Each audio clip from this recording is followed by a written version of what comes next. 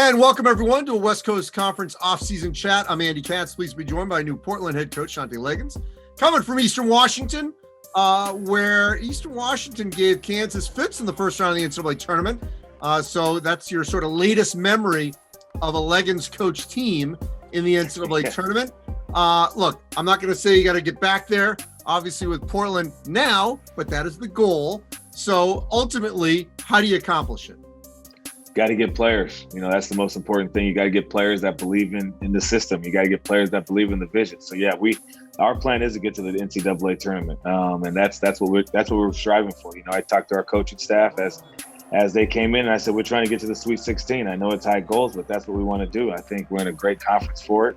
We see teams in this conference be able to do that constantly, year in, year out. So we got to go find players, and we got to compete in this league. It's a really good league, and we're excited to be here. It's going to be something that's a little different for us coming from Eastern, but we're excited and happy for the task.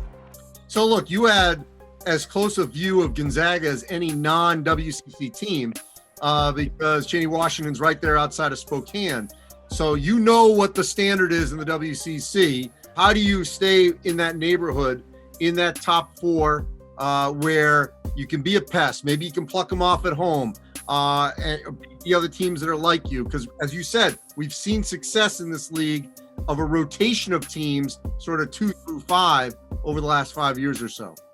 You got to get a recruiting niche. You got to get a group of guys. Again, like you got to go on the road and find players. You got to get a niche.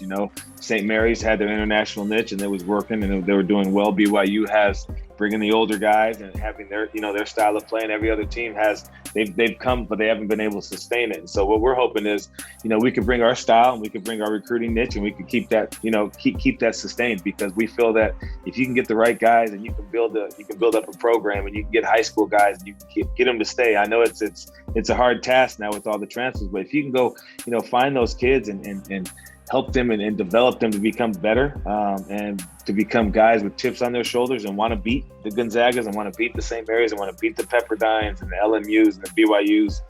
That's what you have to do. And you have to go find the players that want to do that. And there's a lot of guys out here who want to play against the top team in the country. I mean, Gonzaga year in, year out is the best team in the country. I mean, they just signed the number one player in the country. What other freshman or what other kid coming in doesn't want to have a chance to play against a kid who they're already saying is the top 5 pick in the NBA draft? You want to play against that. You want to put yourself on a great stage. I mean, there's great exposure. The WCC it's a multi-bid league. And so you're excited to be there. You're excited to have the opportunity. Night in, night out, you're playing against really good competition. You're playing against, Mark Few's a Hall of Fame coach. You got Lorenzo Romar, Hall of Fame. You got great coaches in this league, Coach Bennett. There's so many guys in this league that are just going to, excels. And so as you keep getting the players and you develop them, you're going to give yourself an opportunity to be up there with those teams. And that's our goal.